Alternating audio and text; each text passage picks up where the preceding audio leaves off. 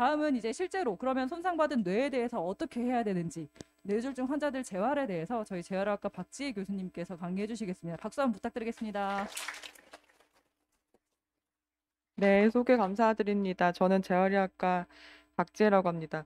오늘 오신 분들, 아마 이제 단순히 관심 있어서 오신 분들도 있으시고, 근데 이제, 실제로 뇌졸중을 겪으셨거나, 가족분들 중에 뇌졸중 환자분이 계시거나, 아니면 건너 건너 이제 주변에 많이 좀 들으셨을 거예요. 그래서 오늘 오신 분들 이제 좋은, 이제 내용으로 좀 말씀드릴 수 있도록 준비를 했습니다. 어렵지 않게 쉽게 좀 설명을 드릴 거고요. 앞서서 이제 뭐 이렇게 들으셨을 거예요. 응급실에 와서 빨리 처치하고 또 중환자실 수술방 가서 뭐 이제 약도 쓰시고 수술도 하시고 해서 살았어요. 환자분이. 뇌졸중 환자분이 살아서 어느 정도 이제 좀 안정화됐다. 더 이상 수술이 필요하진 않고 중환자실에서 이제 일반 병실로 나오십니다. 그러면은 우리 이제 재활 치료를 해야 되거든요. 그 내용에 대해서 주로 말씀드릴 겁니다. 그래서 어, 나오시면 이제 저희 재활의학과로 전과 과가 옮겨져 가지고 재활치료를 집중적으로 받으시는 분들도 있고요. 이제 뭐 경하게 다행히도 이제 마비가 많이 심하지 않으신 분들은 댁으로 퇴원하셔 가지고 그냥 지내시는 분들도 계세요. 또는 댁으로 퇴원해서 병원에 왔다 갔다 하면서 재활치료 받는 분들도 계시고요. 또 이제 저희가 대학병원이다 보니까 이렇게 오랫동안 재활치료를 받으실 수는 없어요. 그래서 재활 전문 병원들이 또 주변에 많이 있습니다. 그래서 병원을 옮기셔서 재활치료를 받는 분들도 계세요. 그래서 이런 내용들을 어떤 것들을 치료 받으셔야 되는지를 설명을 드릴 겁니다. 한 가지 또 여기에서 말씀드리면 거는 어 이제 최근에 계속 나오는 얘기들은 조기에 재활 치료하는 것이 굉장히 중요하다고 돼 있어요. 그래서 환자분이 수술방 나와서 중환자실에 계시면 중환자실부터 저희가 재활 치료 시작합니다. 환자분이 스스로 하실 수는 없어요. 대부분 의식이 떨어지고 막 이렇게 뭐 거의 이제 뭐 마비 상태이시고 이러니까 저희 재활 치료사들이 올라가서 중환자실에서 간단하게 이제 관절 운동도 해드리고 그렇게 먼저 시작을 하는데 그게 이제 대부분 한 3일 이내부터 시작을 합니다. 그래서 합병증을 최소화하려고 저희가 노력을 하고요. 또 병실에 나오시면 굉장히 또 많은 치료들을 합니다. 그 앞에 설명드렸지만 이제 수술도 하고 뭐 약도 쓰고 중환자실에서 나와가지고 일반 병실 나오셨어요. 근데 다행히도 이제 살아남으셨어요. 살으셨는데 환자분들은 이제 이런 것들을 그때부터 이제 호소하기 시작하세요. 나는 살았지만 어, 마비가 남아 있고 느껴지지가 않고 말도 지금 잘 안 나오고 식사도 내가 원래 입으로 먹던 사람인데 입으로 못 먹고 있고 기억도 안 나고 뭐 여러 가지 문제들이 생겨요. 그래서 이런 것들을 사실은 이제 뭐 굉장히 많이 힘들어하실 거거든요. 그리고 이제 앞으로 이런 것들이 얼마나 언제 좋아질 거냐 이런 건 굉장히 많이 궁금해하세요. 그래서 저희가 이런 것들을 이제 치료하는 게 재활의학과고요. 보통은 중환자실 이렇게 나오시고 나면 서서히 좋아지긴 하세요. 이제 급격히 한 달, 두 달 이내 많이 좋아지시고 3개월, 6개월까지도 많이 회복을 보이세요. 그래서 그때까지 재활 치료를 적극적으로 받으셔야 되는 시기이고요. 나라에서는 1년, 2년까지 보험 인정을 해줍니다. 그래서 2년까지 가능하면 재활치료를 이런 것들을 이제 받으시는 게 필요하겠죠. 또 합병증 여러 가지 있는데 이제 마비 같은 것도 있고 추가로 말씀드리면 막 이렇게 기분이 우울하고 이런 분들 보통 식사도 못 하시고 막 이렇게 식욕도 없고 이렇게 움직이지도 않으려고 이렇게 하세요. 우울증도 뇌졸중 이후에 많이 이제 합병증으로 호소하는 증상입니다. 그리고 기억력, 주의 집중력 많이 떨어지시죠. 원래 혼자서 부엌 일 다 하시고 장도 보시고 하셨던 분들이 그런 게 안 돼요. 잘 이런 것도 많이 힘들어 하시고 그리고 이제 마비가 있다 보면은 그 마비 있는 쪽으로 이렇게 근육도 많이 빠지고 관절이 굳습니다. 관절이 굳어버리면 이제 거의 통증도 생기죠. 붓기도 많이 붓고요. 통증 생기고 대소변 기능 장애도 있고 그래서 이런 것들이 최소화 될 수 있도록 하는 것들이 이제 재활치료고 가능하면 빨리 조기에 시작하는 것이 좋다라고 되어 있습니다. 기본적으로 재활치료는 힘을 기르는 운동, 관절 굳지 않게 하는 관절 운동, 균형, 자세 조절 이런 것들이 기본이 되고요. 침대에서도 자세 잘 유지하시는 건 굉장히 중요하세요. 그러니까 이제 여기 일반 병실에서 특히 이제 뭐 간병을 보호자분이 직접 하시는 경우에는 이런 것들 잘 모르시니까 잘 관리 안 되시는 경우인데 저희가 다 교육해드리거든요. 이 뒤에서 말씀드릴 거고요. 관절 운동 굉장히 중요하고 그리고 치료실에서는 이제 전문 치료사가 있잖아요. 치료사들은 추가로 운동 치료실에서는 이제 서는 자세 유도하고 보행 훈련 혼자 걷기 힘들거든요. 걷는 모양 예쁘게 잡아드리고 기구 사용하는 법들 이제 알려드립니다. 작업 치료실이라고 하는 데는 이제 손 위주로 하는 데예요. 그래서 손 기능 훈련하고 또 이제 집중력, 기억력 훈련하고 식사하시는 훈련하는 데가 있고요. 말씀 잘 못하시는 분들 언어 치료실이 있습니다. 언어 재활사가 있어서 또 치료합니다. 그래서 이런 치료들을 하는데 기본적으로 아까 말씀드렸던 것처럼 머리는 우리 이제 피부나 어디 상처가 나면 자연적으로 회복되는 것처럼 머리도 자연적으로 회복되는 기능이 있어요. 그게 있는데 그거를 이제 더 빨리 적절하게 저희가 재활 치료를 통해서 회복될 수 있도록 하는 거고 이런 치료를 하는 이유는 이제 뇌 가소성이라고 해서 밖에서 적절한 좋은 어떤 자극을 주면 머리는 그거에 따라서 바뀌게 돼 있습니다. 그래서 이런 이제 이론을 근거로 저희가 재활 치료를 적극적으로 권장하고 있습니다. 초기에는 자세 굉장히 중요한데 이제 팔이 당겨지지 않도록 환자분들 일으키신다고 이렇게 팔로 당기시면 팔이 쑥 빠지거든요. 마비 쪽이. 그래서 팔 당기시면 안 되고요. 몸통을 잡아가지고 일으키셔야 되고 관절 운동 매일매일 잘 하셔야 돼요. 그래서 저희가 요 영상이 아마 이제 중간에 조절이 안 되는 것 같아서 요거는 그냥 넘어가겠습니다. 저희 침상에서 어떻게 하셔야 되는지 저희가 유튜브 다 아시죠? 안녕하십니까. 유튜브에 저희 은평성모병원 치시면 이 재활 치료에 대해서 저희가 영상이 굉장히 좋은 게 많이 올라와 있어요. 유튜브 하실 때 은평성모병원 한번 들어가 보시면 이 영상 보실 수 있습니다. 필요합니다. 조금 지금부터 우리와 함께하는 간단한 운동을 배워보도록 하겠습니다. 그럼 출발하실까요? 시작. 우리 치료실 선생님이고요. 어깨 이런 운동 운동을 시 하시는 게 중요해요. 보호자의 누워서 한 손은 어깨 손목을, 운동하시는 거예요. 다른 그러니까 한 팔꿈치 손은 잡고 팔꿈치를 손목 잡은 후 잡고 머리 이렇게 방향으로 팔을 들어 올립니다. 하늘까지 이렇게 머리 위까지 이때 올라갈 수 있도록 이렇게 과도한 하시는 거죠. 운동은 그러니까 통증을 아프면 유발할 안 수 되니까 있으니 조심하시라는 주의가 내용이고요. 필요합니다. 이런 운동을 팔꿈치도 이제 해야 돼요. 팔꿈치를 다음은 잡고 팔꿈치 팔꿈치를 관절 접었다 운동 시 폈다 하는 거죠. 보호자의 손의 이런 위치를 것들은 사실 처음과 같이 보호자분들이 유지시키고 옆에서 그 팔꿈치를 하실 수가 고정해 있어요. 그 손목이 댁에서도 어깨에 가까워지도록 그 다음에 운동시킵니다. 병실에서 간병하시면서도 하실 수 있어요. 손가락, 손가락 손목도 운동 이렇게 시 하셔야 되고. 보호자의 한 손은 네. 엄지손가락을, 영상 다른 한 좋은 게 손은 내 많으니까요. 손가락을 잡은 후 보시면 좋고 30번씩 가볍게 적어도 구부리고 30번씩 한다 돌려주세요. 생각하시면 됩니다. 안 그러면 관절이 굽기 때문에 그렇고요. 조금만 더 보여드리면 과도한 운동은 네. 통증이 야기될 수 있으니 항상 주의가 필요합니다. 네, 좀 과장해서 예, 보여드리긴 했는데 다리도 마찬가지예요. 이제 다음은 고관절이라고 하죠. 엉덩이와 고관절도 무릎 이렇게 운동 시 무릎 잡고 보호자의 발목 한 잡은 손은 상태에서 다리의 오금부를, 이렇게 다 다른 굽혀졌다가 한 손은 펴졌다 할 수 팔 있도록 뒤꿈치를 관절 잡은 운동 후 얼굴 30번씩 방향으로 구부려 하는 주세요. 거고요. 너무 아프지 않게 환자분 너무 아파하시면 또 안 되니까요. 발목 발목도 운동 시 이렇게 환자의 발꿈치를 다리를 밑에다가 구부려 놓은 받친 후 상태에서 보호자의 한 손은 무릎하고 무릎을 잡아 발끝에 고정시키고 잡고 이렇게 다른 한 손은 운동하시는 발의 거예요. 앞부분을 잡은 후 예. 올렸다 내렸다를 네. 반복해 주세요. 그래서 더 보시고 싶으시면 이제 저 유튜브 한번 들어오시면 좋고요. 앉을 때 자세, 앉을 때도 이제 대칭적으로 앉으셔야 돼요. 이렇게 힘이 없어서 환자분들 대부분 이렇게 쓰러지시거든요. 근데 쓰러진 상태로 오래 계시면 또 통증 생겨요. 그래서 이렇게 세워주셔야 되고, 가능하면 앞에 이렇게 침대 앞에 이렇게 책상이 있으면 책상 앞에 이렇게 마비측 손을 올려놓으셔야 되고, 자세 잘 잡아주셔야 됩니다. 누워 계실 때 많이 헷갈려 하시는 게 있어요. 이게 이제 마비 쪽이 빨간색이거든요. 사실 마비 쪽으로 누워 계시는 건 저희는 권장하진 않아요. 왜냐하면 마비 쪽으로 누워 있으면 보통 이제 혈액 순환도 안 되고 잘 붓고 통증이 생기고 힘들거든요. 그래서 이렇게 누워 계시는 자세를 권장하지는 않고 요거보다는 마비 쪽이 천장 쪽으로 올 수 있도록 그 마비가 없는 쪽이 바닥에 있도록 요 자세가 사실은 좋은 자세입니다. 마비가 된 쪽이 이게 이제 천장 쪽을 향한다고 하면은 이제 고관절을 이렇게 우리 이렇게 무릎하고 여기를 이렇게 90도씩 이렇게 굽혀가지고 밑에다가 베개를 받쳐주셔야 되고요. 어깨도 이렇게 몸통하고 어깨가 90도가 될 수 있도록 이렇게 펴주시는 게 좋아요. 하고 여기 밑에다가 베개 받쳐주시고 요건 100점짜리 자세입니다. 그래서 알고 계시면 도움이 되고요. 요 자세는 어쩔 수 없이 우리가 체위 변경할 때 반대쪽으로도 한번 하셔야 될 때는 요렇게 90도씩 굽혀가지고 다리는 쭉 핀 상태로 잠깐 계실 수 있도록. 그다음에 천장을 보고 있는 자세도 좋죠. 좋은 자세죠. 근데 이제 하실 때는 팔을 이렇게 쭉 피셔야 돼요. 피셔서 팔꿈치도 펴서 이렇게 손바닥이 지금 천장을 향하고 있거든요. 요 자세가 100점짜리 자세고 무릎도 지금 쫙 펴져 있어요. 가끔 무릎 밑에다가 베개나 수건 괴 놓으시는 분들이 있어요. 그러면은 무릎이 그냥 그 굽혀져 있는 상태로 잘 굳습니다. 그럼 나중에 서 있는 훈련을 못 하거든요. 이렇게 쫙 펴주셔야 돼요. 펴주시는 자세가 100점. 더 좋은 자세는 요 발목이 우리 90도가 돼야 돼요. 발목이 보통 누워 계시면 이렇게 밑으로 향하거든요. 이렇게 되면은 이제 이 상태로 굳어버리면 까치발이 돼요. 나중에 서 있는 훈련 못 하시기 때문에 발목이 90도가 될 수 있도록 제가 나중에 이제 보조기 보여드릴 텐데 보조기를 이용해서라도 90도를 만들어 주셔야 돼요. 그래서 이런 자세 말씀드렸고요.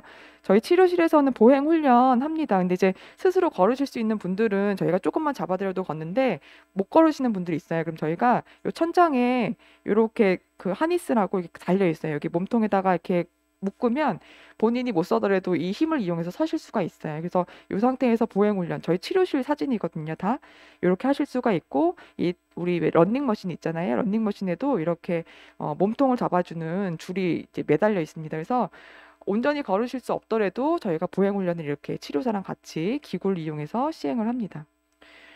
이제 그 다음에 혼자 하실 수 있는 분들은 이게 서 있을 때 이제 균형 훈련도 저희가 해요. 지금 오른쪽, 왼쪽으로 균형을 움직이면서 이렇게 이제 훈련을 하고 있는 거고요. 여기 보면은 양팔에 손을 잡을 수 있도록 이렇게 우리 이게 그 피바라고 하는데 이게 잡을 수 있는 손잡이가 있는 보행 훈련하는 데가 있어요. 잡고 걷는 연습하는 데고 저희 치료실 앞에 보면 야외에 이렇게 정원처럼 굉장히 잘 돼 있어요. 그래서 2층에 오시면 보실 수 있는데 계단 훈련하실 수 있고 경사 훈련하실 수 있는 데가 작게 마련돼 있습니다. 그래서 이런 훈련까지도 재활 이제 치료실에서 하시는 거죠. 퇴원 전에. 이런 치료를 할 수 있습니다. 또 하나는 이제 경두개 자기 자극 치료라고 예를 들어서 마비가 있으신 분들 저희가 이제 모두 다 하실 수 있는 건 아니고요. 가능하신 분들 에 한해서는 이런 이제 자기 치료를 합니다. 그래서 따다다다다다닥 이렇게 자극을 하면은 머리가 활성화가 돼서 마비를 호전시킬 수 있다라고 돼 있어서요. 이런 치료도 이제 가능하신 분들에 대해서는 저희가 설명드리고 시행하고 있습니다. 이제 작업 치료라고 하는 데는 아까 말씀드렸는데 팔 운동하고 그 이제 기억력 훈련하는 데예요. 그래서 이렇게 이런 작은 물건들을 손으로 직접 잡아가지고 움직이는 훈련들을 하는 거고요. 여기 보시면은 여기 오른쪽 손인데 오른쪽 손에 장갑 끼고 있어요. 여기가 이제 죄송합니다. 여기 왼쪽 손이 마비가 된 손이고요. 오른쪽 손은 이제 건강한 손이에요. 근데 건강한 손에 지금 보면 장갑 끼고 있어요. 이유는 건강한 손을 일부러 못 쓰게 만드는 거예요. 건강한 손을 이제 이 풀어 놓으면은 마비가 있는 손은 불편하니까 계속 좋은 손만 쓰시려고 해요. 그러면 훈련이 안 돼요. 안 되더라도 마비가 있는 손을 계속 쓰셔야지 훈련이 되거든요. 그래서 일부러 좋은 손을 저희가 묶어 놓은 거예요. 못 쓰도록. 막아놓고 마비가 있는 손을 계속 쓰도록 하는 거죠. 이런 것들도 기본적으로 필요합니다. 그 다음에 저희 이제 여기 오른쪽이 저희 치료실 사진이거든요. 보시면 이제 왼쪽이 마비가 있는 손이에요. 마비가 있는 손을 이제 여기 고정해가지고 실제로 왔다 갔다 움직일 수 있도록 했고요. 보시면 화면에 이 환자 지금 탁구 치고 있어요. 게임처럼. 재활치료라는 게 모든 치료라는 게 운동도 마찬가지고 재미가 없으면은 흥미가 없으면 또 잘 안 돼요. 그래서 저희가 게임 형식으로 참여하실 수 있도록 다 프로그램이 돼 있어서 재밌게 재활치료하는 것도 중요하거든요. 이런 프로그램을 최근에는 많이 이용합니다. 컴퓨터를 이용해서. 그다음 밑에는 이제 인지치료 하시는 건데 뭐 이제 맨 처음에는 이런 기계를 이용해서 여러 가지 검사를 해요. 그래서 집중력, 기억력, 뭐 판단 능력 여러 가지 중에 어떤 게 주로 떨어지는지를 저희가 집중 분석을 합니다. 그래서 떨어지는 거 위주로 저희가 이제 개인 맞춤형으로 이제 인지 치료를 합니다. 그래서 뭐 집중력이나 기억력 훈련 이렇게 치료사랑 같이 옆에서 하는 거고 컴퓨터 이용해서 프로그램 이용해 가지고 그 난이도에 맞춰 가지고 개인 맞춤형으로 이렇게 치료를 합니다. 그다음에 일상생활 동작 훈련이라는 게 있어요. 저희 치료실에 보시면 이렇게 지금 잘 안 보이시겠지만 여기 부엌도 있고요. 전자레인지랑 여기 냉장고 있고요. 세면대랑 변기가 있어요. 그래서 실제로 집에 가셨을 때 또는 이제 스스로 병실에서도 이런 것들을 수행할 수 있도록 훈련을 해보는 거예요. 실제로 휠체어에서 변기로 옮겨 앉는 거 이런 거 훈련 안 하시면 어렵거든요. 그래서 다 훈련해드립니다. 부엌에서도 이렇게 좀 그릇 씻고 이런 것들도 훈련해 보실 수 있도록 되어 있고요. 그래서 실제로 연습을 해볼 수 있는 공간이 있고 그 유튜브에 은평성모병원 치시면은 재활 훈련에 이런 것들 이건 제가 사진만 갖고 왔거든요. 옷을 어떻게 혼자 입을 수 있는지 이런 것들 또는 아까 말씀드린 것처럼 침대에서 휠체어에서 침대로 어떻게 이동할 수 있는지 방법을 저희가 굉장히 상세하게 올려져 있어요. 그래서 유튜브 꼭 한번 오늘 가시면 보시면 좋을 것 같습니다. 저희가 이제 재활치료 좋은 것들 많이 올라와 있거든요. 은평성모병원 재활의학팀 보시면 됩니다. 다음으로 이제 언어도 있어요. 언어. 말씀이 잘 안 나오시는 분들. 어떤 분들은 아예 뭐 이해도 안 되고 말씀도 안 나오고 다 그런 분도 있고 어떤 분들은 말씀을 막 하시는 것 같아요. 근데 말이 무슨 말인지 잘 모르겠어요. 그런 분들도 있고요. 어떤 분들 이해는 하시는 것 같아요. 근데 말이 안 나와요. 뭐라고 이렇게 어버버버버 하시는 것 같고. 그래서 이런 것들이 다 실어증이라고 하는 언어 문제의 증상입니다. 그래서 이런 증상이 의심이 되면 저희가 실제로 평가를 하고요. 그 평가 결과에 맞춰서 재활 치료를 합니다. 언어 치료실이 따로 있고요. 권장하는 거는 주에 적어도 2시간 이상을 하는 게 필요하다, 효과가 있다라고 돼 있어요. 그래서 저희가 언어 치료는 매일 하진 않고요. 주에 한 2번 정도, 한 번 하실 때 1시간 정도는 하실 수 있도록 하고 있습니다. 아직까지는 언어 치료인데 보험은 안 돼요. 그래서 비보험이라는 게 조금 제한점이긴 하지만 필요하실 경우에는 하는 것이 필요합니다. 그다음에 이제 연화장애라고 해서 이게 이제 단어가 좀 어려우실 수 있는데 식사를 못 하시는 거예요. 삼킴 장애라고도 하는데 이제 맨 처음에 수술하고 중환자실 있다가 나오시면 콧줄 끼고 오시는 분들이 많아요. 이제 스스로 의식이 있으면 삼키고 하실 텐데 의식이 없는 상태로 이제 수술까지 하셨으니까 못 삼키거든요. 콧줄 하고 나오시면 과연 입으로 다시 먹을 수 있는지 아닌지를 검사를 해봐야 됩니다. 검사를 하는 게 이런 이제 영상 검사예요. 저희가 여러 가지 식사하시는 것처럼 바나나, 쿠키, 요플레 뭐 이런 거 준비해 오시면 또는 이제 입원 중이신 분들은 저희가 다 준비해드려요, 준비물을. 그래서 이런 검사를 이제 하는데, 요 보시면 엑스레이를 직접 찍어요. 그래서 요 식사하실 때 이렇게 사례가 걸리는지, 사례 걸린다고 하는 거는 실제로 그 식사가 식도로 안 넘어가고 기도로 넘어가는 걸 얘기하거든요. 다 엑스레이로 보면 이렇게 보입니다. 그래서 이런 검사를 하셔야 되고요. 검사를 해야 되는 이유는 뇌졸중 환자의 약 30에서 65%에서 연화곤란이 동반된다고 알려져 있습니다. 그래서 연화곤란이 제때 잘 잡히지 않고 이 상태에서 위험하게 식사하시면 흡인성 폐렴이라고 해서 폐렴이 생기면 또 막 열나고 호흡곤란 생기고 중환자실 가셔야 되거든요. 그래서 이런 것들이 발생하기 때문에 반드시 검사해서 적절하게 식사를 결정하는 것이 필요합니다. 그럼 치료를 어떻게 하느냐? 뭐 치료실에서 치료하는 것들도 있어요. 그건 저희 치료사들이 할 일인데 그거 말고도 기본적으로 알고 계셔야 되는 건 첫 번째, 환자분한테 맞는 식사의 종류를 저희가 정해드려요. 이분은 물을 드셔도 되는지, 물을 드신다고 하면 빨대나 컵까지 이용해도 되는지, 아니면 빨대나 컵을 드시니까 사례가 걸리더라. 그러면 저희가 스푼만 이용하세요. 이렇게 방법을 알려드리거든요. 그래서 그 환자한테 맞춤형으로 어떤 식사가 이분한테는 적절한지를 알려드릴 겁니다. 두 번째로는 자세도 굉장히 중요해요. 고개를 가누지 못하거나 뒤로 젖혀지거나 막 한쪽으로 쓰러지시면은 사례가 잘 걸리거든요. 그래서 그런 자세 같은 것도 저희가 교육을 해드리고요. 여기는 좀 이제 용어가 어려워요. 이건 이제 치료실에서 저희 치료사들이 하는 거라서 여러 가지 기법이 있다 정도 말씀드리고요. 근데 이제 이런 것도 있어요. 구강 감각 훈련이라고 해서 환자분들이 식사가 들어가면은 뭔가 이제 막 이렇게 움직여서 삼키는 것까지 하셔야 되는데 멍하니 아무 느낌이 없는 분들이 계세요. 그래서 저희가 좀 레몬즙 같이 신 거 또는 차가운 얼음 같은 걸 이용해서 여기 이제 자극을 해요. 그러면은 조금 더 반응이 잘 나오거든요. 입을 오물오물 하시는 시간이 좀 빨라지고 그런 것들. 그리고 이제 얼굴 마사지나 진동 자극 이런 것들 이제 감각 자극 훈련이라고 하는데 이런 것들을 하는 것도 필요합니다. 저희가 하고 있고요. 실제로 이런 얼음 마사지나 마사지 같은 거는 보호자분들도 옆에서 해주실 수가 있어요. 그래서 저희가 좀 같이 교육도 해드리고 하고 있습니다. 그다음에 요거는 치료실에서 시행하는 이제 기구인데 여기 보시면 턱 밑에 이렇게 스티커 같이 이렇게 붙여 있어요. 전기줄이 이렇게 있고요. 그래서 요거는 이제 기구를 이용해서 전기 자극을 하는 겁니다. 식사를 할 때 사용하는 근육에다가 전기 자극을 해서 그 근육을 단련시키는 훈련을 치료실에서 하는 모습입니다.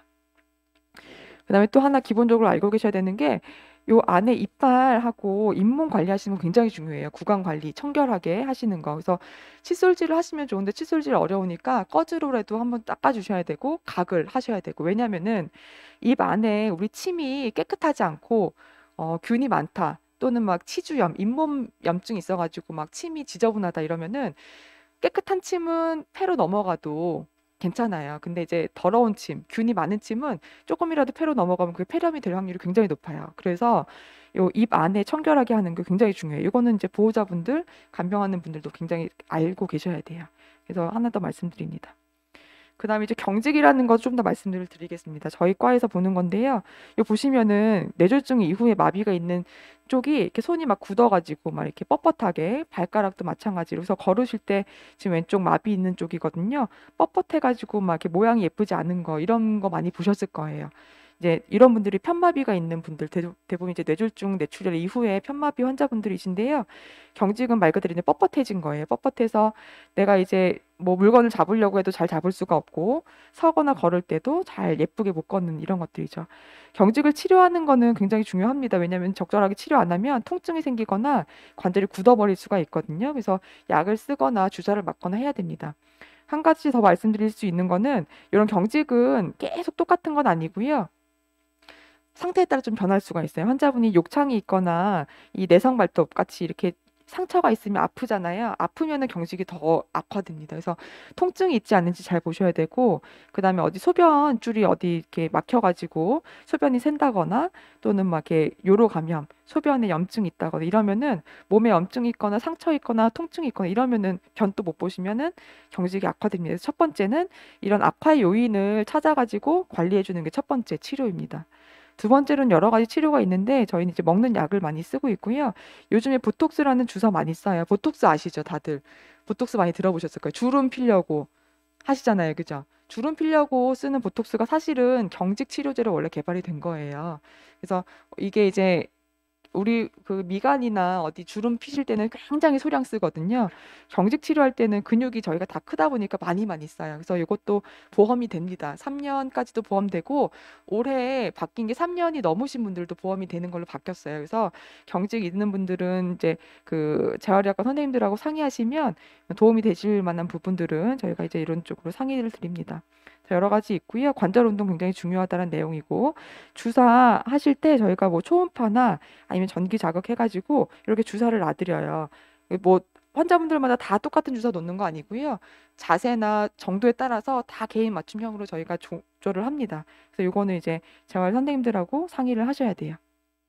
마지막으로 보조기만 말씀드리면 요거는 이제 상지 마비 있는 분들 그 관절 굳지 말라고 보통 이렇게 주먹 상태로 많이 굳거든요. 굳지 말라고 이렇게 펴가지고 이제 쓰는 보조기예요. 이런 것들도 하고요. 어깨에 많이 이제 탈구가 오거든요. 마비 쪽 어깨가 잘 빠져요. 근데 빠지면 처음엔 괜찮다가 나중에 통증이 생기는 경우가 많습니다. 그래서 초반에 빠지지 않도록 예방하는 게 중요해서 저희는 이런 보조기를 써요. 그래서 오른쪽 마비 있는 분들인데 어깨랑 팔 이렇게 잡아서 당겨주는 거죠. 어깨가 밑으로 빠지지 않게 이런 보조기 또 이렇게 생긴 보조기도 있어요. 그래서 보조기 쓰는 거 이제 필요하신 분들은 저희가 제작해 드립니다. 발목 같은 경우는 이게 이제 발목 발 보조기라고 해서 이렇게 나오는데요. 발목에 힘이 없어서 발이 끌리면 잘 넘어지세요. 그 다음에 어느 게 힘이 없더라도 저희가 서는 연습을 해야 되거든요. 어느 순간이 되면. 근데 발목에 힘이 없으면 서는 연습을 하실 수가 없어요. 그래서 이런 보조기를 하시면 발목이랑 무릎에 힘이 좀 받쳐줍니다. 그러면 서는 연습도 하실 수 있고 더 잘하시는 분들은 걷는 연습도 하실 수 있고 보조기도 다 보험이 돼요. 이제 장애 등급이 나오시면 환급이 되고 거의 한 8, 90% 정도 나라에서 이제 급여를 다 해줘요. 본인 부담률이 거의 없거나 10%거나 이 정도기 때문에 굉장히 뭐 비용적으로도 부담 없이 하실 수가 있습니다. 팔 같은 경우는 보험은 안 되지만 이런 것들은 이제 저희가 설명드리고 있고요. 뭐 아시죠? 지팡이 이렇게 생긴 것도 있고 네발 지팡이는 조금 더 안정성이 더 높아요. 그래서 이런 거 이제 초반에 쓰시고 더 초반에는 이제 워커 쓰시기도 하고요. 요 바퀴 있는 거 쓰시기도 하죠. 그래서 제가 이제 재활에 대해서는 시간이 많지 않아서 이 정도 말씀을 드리고 마무리하겠습니다. 저희 과에는 저 말고도 이제 교수님 두 분 더 계셔서 세 분 교수님이 계시고요. 저희는 이제 뇌졸중, 뇌손상 이런 환자분들 뿐만이 아니라 뭐 척수 손상 또 아기들 뇌성마비 있는 분들 또 통증, 심폐기능 다 진료하고 있습니다. 그래서 치료실이 다 있어가지고요. 오늘 이제 뇌졸중 위주로 말씀드렸는데 혹시 이제 뇌졸중 환자분들 뭐 재활치료 상담 원하시면 언제든지 내원하시면 되고 뭐 통증 있는 분들 오셔도 됩니다. 네. 이상으로 발표 마치겠습니다. 감사합니다. 네, 좋은 강의 해주신 박재희 교수님한테 다시 한번 박수 부탁드리겠습니다. 이제 저희 강의 많이 안 남았습니다. 거의 다 마무리 돼가고 있고요. 이번에는 많이들 궁금해하시죠? 치매. 제일 궁금하고 걱정도 많이 되고 절대 생기면 안 되고 그런 것들인데요. 실제로 뇌졸중이랑 어떻게 치매랑 연관되는지 그런 것도 관련한 치료랑 뭐 진단들 등에 대해서 신경과 류나연 교수님께서 강의해 주시겠습니다. 박수 한 번 더 부탁드리겠습니다.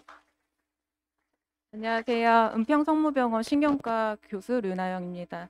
이제 오늘 지금 제가 강의 드릴 건 뇌졸중과 치매고 이거 다음으로 이제 마지막 강의가 식이요법에 대해서 해주실 것 같은데 이 두 가지 강의는 실천이 중요하거든요. 그래서 잘 듣고 한번 실천해 주셨으면 좋겠습니다. 그래서 많은 분들이 나이가 들면 다 깜빡깜빡 하잖아요. 아직 치매까지는 아닌 것 같다 이렇게 말씀을 하시는데 그도 그럴 것이 치매란 정상적으로 생활해 오던 사람이 다양한 원인으로 인해서 기억력, 언어 기능 등 여러 영역의 인지 기능이 떨어지면서 일상생활에 상당한 지장이 나타나는 상태를 말하거든요. 그래서 상당한 지장이 있다. 근데 생각해 보면은 오른쪽에 치매 자가진단 리스트인데요. 한번 잘 들어보실게요. 당신은 최근에 일어난 일을 기억하는 것이 어렵습니까? 당신은 며칠 전에 나눈 대화 내용을 기억하는 것이 어렵습니까? 며칠 전에 한 약속을 기억하기 어렵습니까? 친한 사람의 이름을 기억하기 어렵습니까? 물건 둔 곳을 기억하기 어렵습니까? 이전에 비해 물건을 자주 잃어버립니까? 가게에서 사려고 하는 두세 가지 물건의 이름을 기억하기 어렵습니까? 어머, 난가 봐 하시는 분들 많을 거예요. 여기 자가 체크리스트에서 6가지 해당되면은 요거는 좀 병원을 찾아서 검사를 받는 것이 좋습니다. 그래서 왜 그러냐면 원을 보면은요. 이게 전체 노인 인구라고 하면은 10%, 10분의 1은 치매를 앓고 있는데 그거보다 중요한 거는 치매 전 단계예요. 경도 인지 장애. 그러니까 치매가 일어나기 전에 인지 저하는 있는데 일상생활에 큰 무리는 없는 정도. 거기까지 포함하면 3분의 1, 지금 계신 분들 중에 3분 중에 1명은 비정상적 기억력 감퇴가 있다는 거거든요. 근데 이게 중요한 거는 오른쪽 그래프에서 무증상이었다가 점차 깜빡깜빡하면서 치매 단계로 내려가게 되는데 인지가 이렇게 떨어질 때 보면은 이미 치매 단계에 와 있는 상태는 되돌리기가 굉장히 어려워요. 그래서 그 전에 증상이 없을 때 예방을 하고 건망증 단계일 때 빨리 진단을 받고 적극적으로 관리하는 것이 중요하겠죠. 그래서 치매의 종류가 하나만이 아니에요. 알츠하이머병, 측두엽 치매, 파킨슨병 치매도 있고 뇌경색이나 뇌출혈로 인한 혈관성 치매, 그다음에 대사성 치매, 그리고 비타민 결핍이나 엽산 부족, 그리고 알코올 중독 있으시죠? 알코올 치매도 있습니다. 뇌염이나 신경매독으로 인한 치매도 있고 수두증, 머리에 뇌실이 커지는 거, 뇌종양, 뇌외상, 그리고 약을 먹다가 인지저하가 일어나는 경우도 있어요. 그래서 그런 치매도 감별을 해야 됩니다. 이렇게 많은 원인이 있기 때문에 검사랑 평가도 한 가지만으로는 안 되는데요. 우선 가장 중요한 거는 의사를 만나는 거죠. 의사를 만나서 의사가 문진을 하고 그다음 필요한 혈액 검사, 뇌 영상, MRI 같은 걸 찍겠죠. 그다음에 이제 1대1로는 신경인지 기능 검사가 있는데요. 우리가 신경인지 기능 검사한다 그럼 기억력 검사 테스트하는 걸로 알고 계신데 그것뿐만이 아닙니다. 5가지 영역을 보거든요. 단기, 장기 기억력을 보는 기억력, 그다음에 말을 이해하는 능력이나 그러니까 표현하는 능력, 언어적인 능력도 보고요. 시간이나 장소 관련된 시공간 기능, 그다음에 일을 처리하기 위해 필요한 수행 능력인 전두엽, 집행 기능도 보게 되고, 그다음에 주의 집중력도 평가하게 됩니다. 거기에 덧붙여서 정신 행동 증상이나 일상생활 능력도 평가하기 때문에 꽤 자세한 검사가 이루어지게 됩니다. 그래서 우리나라 치매 현황을 보면 여기 노란색의 원이 대부분이 알츠하이머병 치매예요. 그런데 거기서 그 다음으로 흔한 게 빨간색인데 이게 혈관성 치매입니다. 그래서 혈관성 치매라는 거는 뇌졸중으로 인해서 치매 증상이 발생하는 경우를 말하는데 혈관이 터지는 거, 뇌출혈, 혈관이 막히는 거, 뇌경색 이 둘 때문에 생기게 되는 치매를 말합니다. 특히 우리나라를 비롯한 동양인에는 혈관성 치매가 많은 것으로 알려져 있어요. 혈관성 치매를 봤을 때 종류가 너무 많아요. 다발경색 치매, 전략 뇌경색 치매, 피지랍 혈관 치매 굉장히 많은데 제가 한 흔한 거 3가지 정도만 예시를 들어드릴게요. 이제 다발경색 치매라는 거는 큰 뇌혈관이 반복적으로 막히는 걸 말합니다. 그래서 그래프에서 시간이 가면 갈수록 한 번 뇌경색이 왔을 때 뚝, 그 다음에 2번째, 3번째 뇌경색이 반복적으로 오면서 인지저가 뚝뚝 떨어지게 돼요. 그래서 주변에서 보호자분이 보기에는 우리 보니까 이렇게 어느 날 조금 약간 갑자기 계단식으로 나빠진다라고 느끼실 수 있거든요. 그다음에가 전략 뇌경색 치매라는 건데 이거는 단 한 번의 국소적 뇌경색에 인해서 인지 기능이랑 관련된 뇌 부위가 손상이 되면 치매가 생길 수 있어요. 그래서 어떤 분은 갑자기 언어적인 능력이 떨어지거나 측두엽에 오면 기억력이 떨어지고 어떤 분은 사람 인식하는 능력이 떨어져서 아는 사람인데도 못 알아보는 경우도 생길 수 있습니다. 그다음에 이제 피지라 혈관 치매인데 요거는 큰 혈관에서 분지를 이제 작은 혈관들로 하거든요. 네, 이런 작은 혈관들이 반복적으로 막히면서 발생하게 됩니다. 그래서 이렇게 좀 점점점 이렇게 산발형으로 오는 경우도 있고 뇌실 주변으로 해가지고 이렇게 광범위하게 오는 경우가 있는데 MRI를 찍어보면 이렇게 하얗게 보이게 돼요. 광범위하게 좀 백질의 변성이 일어난 걸 보여드리고 있습니다. 그래서 이런 혈관성 치매의 특징도 알아야 되는데 뇌혈관이 치매를 일으킨 1차적 원인이기 때문에 우리 뭐 뇌졸중 오고 나서 다 치매인가 이렇게 느끼실 수 있는데 중요한 거는 뇌졸중이 오고 나서 선망이나 일시적인 기능 저하도 있을 수 있어요. 그래서 다 치매라고 하지는 않고 또 뇌졸중이 있다고 하더라도 어떤 분은 그냥 팔다리 힘만 빠지는 경우도 있거든요. 그래서 모두 혈관성 치매를 일으키는 것은 아닙니다. 그리고 혈관성 치매 환자가 일부 중에서는 뚜렷한 뇌졸중 병력이 없이 MRI를 찍어보니까 아유 뭐 있네요 이렇게 그리고 인지 저하랑 같이 동반돼서 있는 경우도 있기 때문에 이거는 치매 전문의랑 한번 상담하는 게 좋겠습니다. 그리고 알츠하이머병과 달리 급성으로 발생하거나 초기부터 신경학적 이상을 동반한 경우가 흔해요. 그래서 뭐 말이 어눌해졌다, 팔다리 한쪽으로 힘이 빠진다, 걷는 게 좀 이렇게 어둔해졌다 이렇게 느끼실 수 있습니다. 그리고 혈관성 인지장애의 특징은 기억 인출의 장애, 집행기능 장애, 정보 처리 지연, 주의력 저하 등이 있는데 쉽게 말하면 옆에서 봤을 때 우리 양반이 계획성이 없어졌다, 융통성이 떨어졌다, 고집이 세졌다, 판단력이 부족해졌다라고 하면은 조금 더 쉽게 알아볼 수 있겠습니다. 그래서 치매의 위험 인자를 좀 잘 알아야 되는데 뇌혈관 질환, 뇌경색이나 뇌출혈, 백질의 변성 등이 있고 뇌혈관 질환은 고혈압이나 부정맥, 심근경색, 심부정 등이 있을 수 있어요. 그 다음에 당뇨나 고지혈증, 비만 같은 대사성 질환, 그리고 나쁜 생활 습관 있죠? 흡연, 음주, 운동 안 하는 거, 그리고 제대로 이렇게 막 갑자기 막 과식한다든지 아니면 간식을 많이 한다든지 이런 나쁜 식이 습관들도 위험 인자입니다. 이걸 잘 알아야 하는 이유는 치매 치료 전략이 되기 때문입니다. 그래서 뇌혈관이나 심장이 안 좋은 경우는 항열소 판제나 항응고제 등의 약물이나 아까 강의하셨던 그 수술적 치료를 하게 되고요. 그것뿐만 아니라 고혈압, 당뇨, 고지혈 조절이 필요하고 건강한 생활 습관, 담배나 술은 중단하고 운동 열심히 하고 좋은 음식 많이 먹는 거 필요하겠습니다.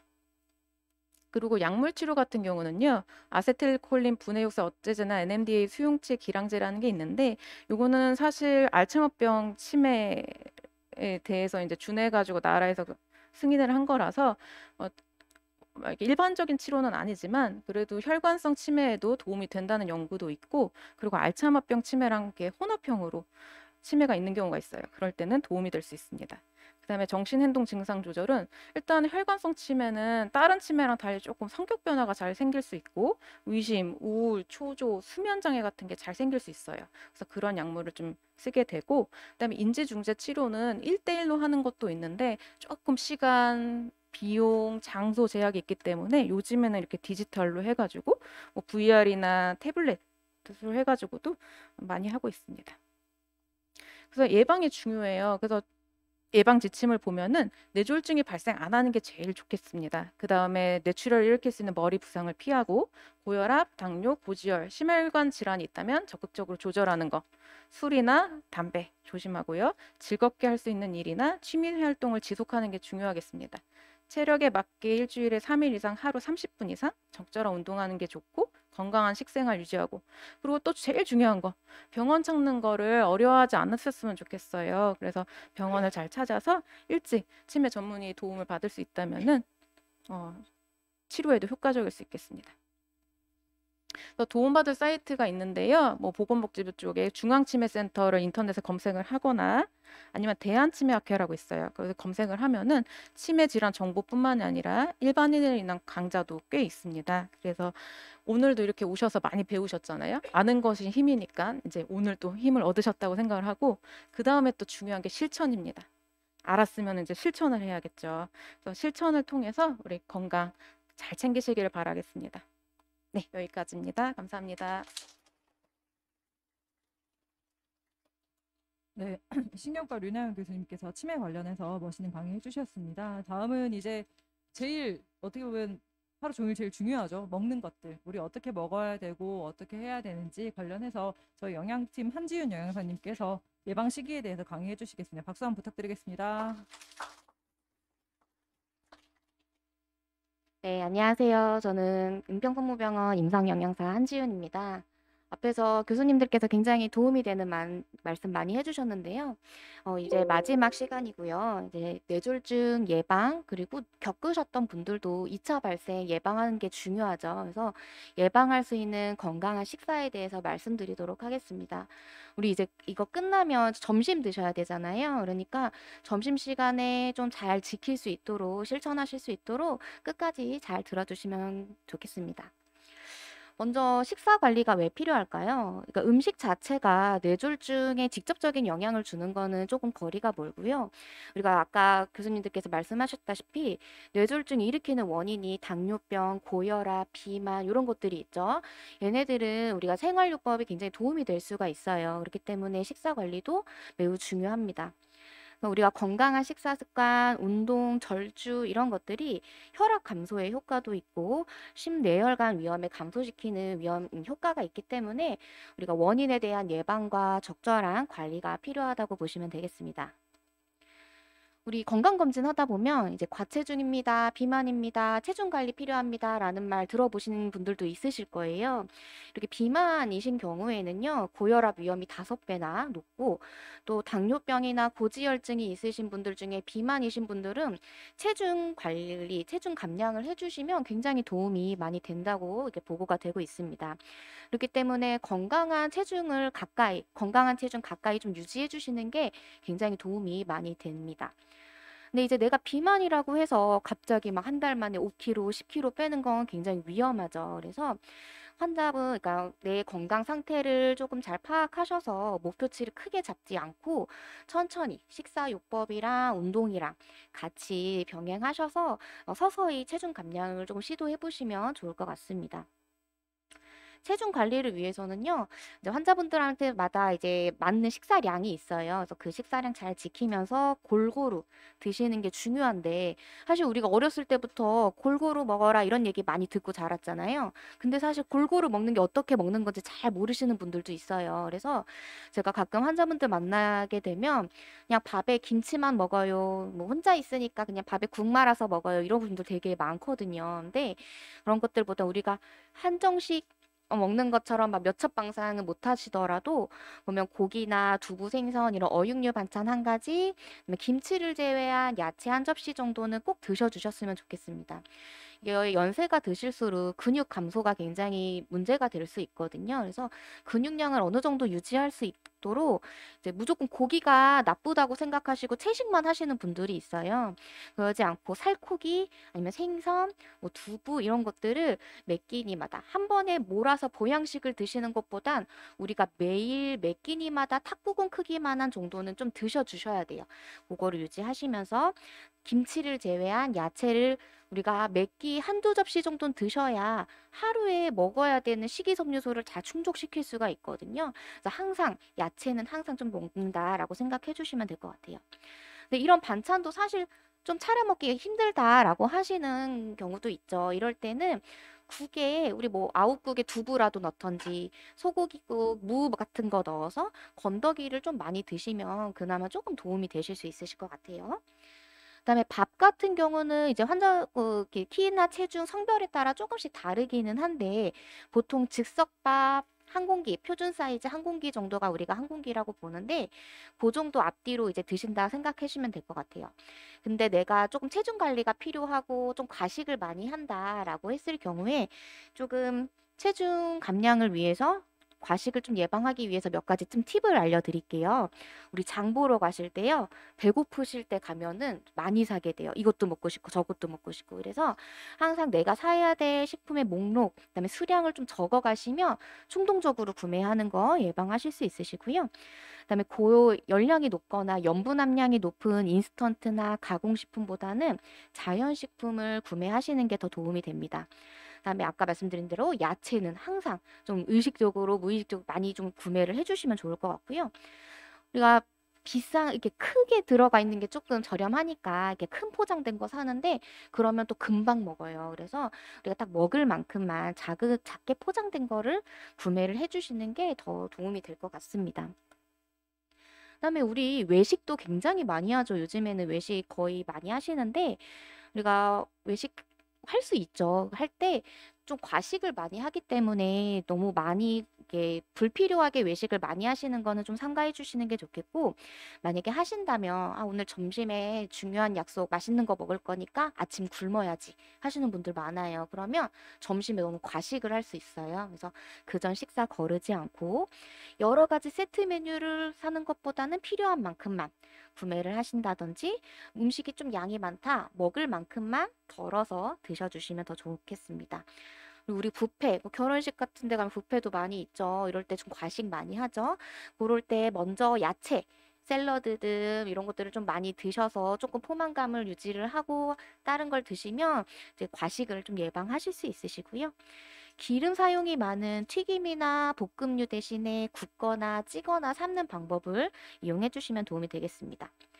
소스 따로 이렇게 나오는 것들 이렇게 부어서 드시는 것보다는 살짝 찍어서 드시는 게 열량도 낮고 염분도 줄이실 수 있는 방법이니까, 소스 같은 거 나오는 반찬들은 따로 달라고 꼭 요청을 해주시면 좋을 것 같아요. 그래서 우리가 자주 좀 외식하는 것 중에 좀 연세 있으신 분들은 짜장면도 많이 드시고요. 삼겹살 같은 것도 많이 드시죠. 이런 것들은 좀 열량도 높고 염분 함량도 높고 그래요. 고지방, 지방도 많고. 그래서 좀 어쩌다 한 번씩은 드실 수 있겠지만 과식하시지 마시고요.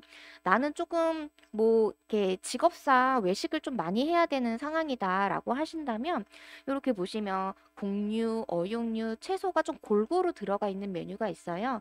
예를 들면 비빔밥이라든지 뭐 아니 김밥 같은 것도 그렇고, 우리 회초밥 보면은 그냥 밥에 위에 생선만 올려져 있거든요. 그것보다는 야채를 같이 드실 수 있는 회덮밥 같은 경우가 도움이 되실 수 있고, 뭐 단팥빵, 크림빵 이런 것들보다는 안에 야채랑 뭐 닭가슴살, 계란까지 들어가 있는 샌드위치를 식사 대용으로 드시면 더 좋을 것 같습니다. 두 번째로는 염분이에요. 염분 너무 중요하죠. 아까 또 고혈압 많이 얘기하셨는데, 우리가 짜게 드시는 분이 고혈압 환자분들이 한 소금 섭취를 절반 정도만 줄여도 수축기 혈압이 이만큼이나 감소가 된다고 해요. 그렇기 때문에 특히 고혈압 환자분들은 짜게 드시는 습관 좀 고치셔야 되고, 하루에 소금 권장량이 한 6g 정도 돼요. 6g이 어느 정도냐면 우리 작은 티스푼으로 한 반 스푼 정도가 1g 정도 되거든요. 그래서 작은 티스푼으로 한 두세 스푼만 먹어도 우리 하루에 드시는 소금의 양을 다 드시는 거예요. 소금 말고 다른 간장이나 된장, 뭐 고추장, 케첩에도 다 염분이 들어가 있어요. 다른 소금과 비해서는 조금 더 많이 드실 수는 있어서 뭐 양을 좀 조절해 주시면 되겠고, 보면 이렇게 된장이랑 고추장 같이 넣어서 쌈장 드시잖아요. 쌈장만으로도 조금 짜게 되니까 우리 두부 같은 거 넣으면요, 조금 부피가 커지죠. 많이 넣어도 조금 염분 함량 좀 줄이실 수 있어요. 그래서 이런 것도 한번 집에서 해보셔도 좋을 것 같습니다. 우리가 2020년에 한국인들이 많이 먹는 음식들을 한번 통계를 내봤대요. 보니까 1위부터 15위까지 한번 쭉 보세요. 보면 우리가 염장식품 이런 것들 있죠. 보면 짜게 우리가 흔히 짜다고 하는 이런 배추김치, 쌈장, 깍두기 이런 것들 들어가 있고요. 가공식품, 과자나 라면 이런 것들이 우리 다빈도 자주 먹는, 한국인들이 자주 먹는 음식으로 들어가 있습니다. 그래서 염장식품 같은 것들을 조금 줄이고 가공식품도 줄이는 게 좀 필요하시겠죠. 한국인들이 보통 권장량의 거의 3, 4배 이상은 짜게 먹는다고 해요. 그렇기 때문에 평상시 좀 싱겁게 드시는 연습을 하셔야 되는데, 먼저 식품 선택하실 때 염장식품이나 가공식품 대신엔 자연식품을 선택하시는 게 도움이 되시고요. 우리 어떤 이렇게 마트에 가면 뒤에 다 이렇게 영양 표시가 되어 있어요. 같은 어묵을 사셔도 양의 나트륨 함량이 다르거든요. 그래서 같은 양이라면 나트륨 함량이 조금 적은 제품으로 구매를 하시는 게 도움이 되시겠죠. 그다음에 조리하실 때는 그러니까 조리 마지막 단계에서 소금을 넣는 것이 더 줄이실 수 있고요. 조림보다는 굽거나 삶는 방법, 그다음에 소금을 많이 짜게 먹는 것보다 이렇게 향미 채소라고 해서 마늘이나 생강 같은 것들, 아니면 뭐 식초나 후추, 레몬즙 이런 것들을 넣으시면 좀 다양한, 싱거워도 다양한 맛 때문에 좀 드실 수 있거든요.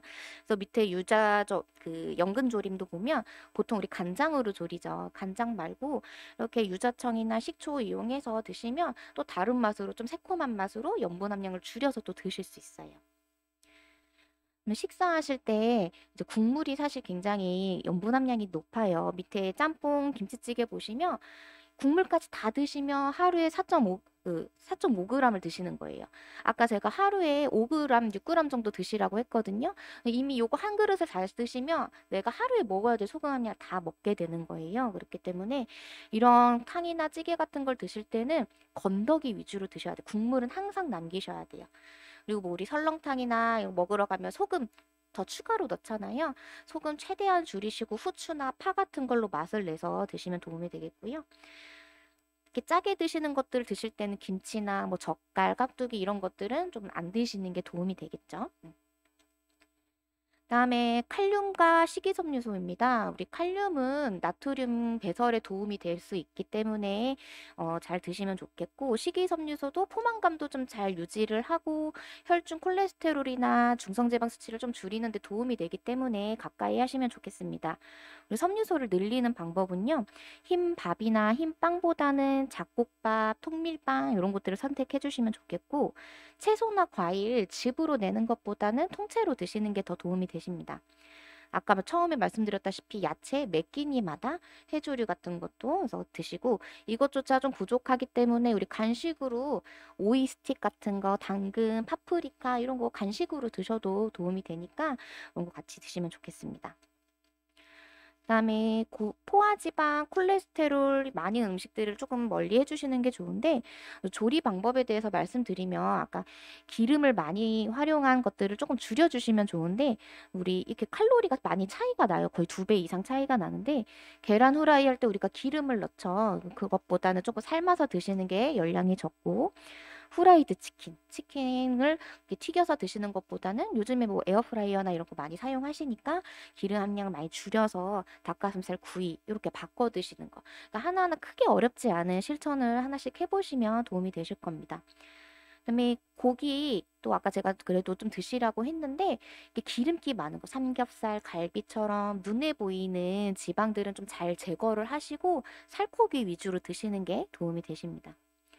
그래서 우리 수육 좋아하시잖아요.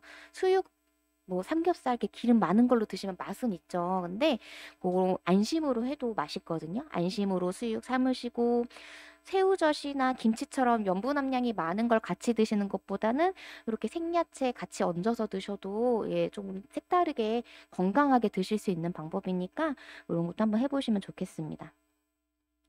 그래서 우리 건강한 식사 습관, 이렇게 아까도 교수님들께서 말씀하신 거 운동, 그다음에 식사 조절, 골고루 먹는 것들, 그다음에 뭐 금주, 금연 이런 것들 같이 지켜주시면 이제 뇌졸중 예방하는 데 도움이 되실 거고, 뇌졸중 발병 이후에 어떻게 좀 식사를 하셔야 되는지 간단하게 설명드릴게요.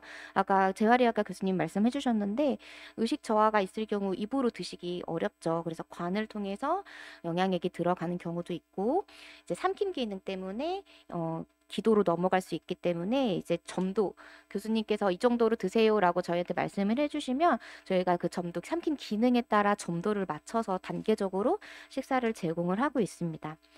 혈전 생성을 막아주는 이제 항응고제 같은 복용을 하실 경우에도 이거와 상반되는 이제 비타민 K라고 하는 영양소가 있어요.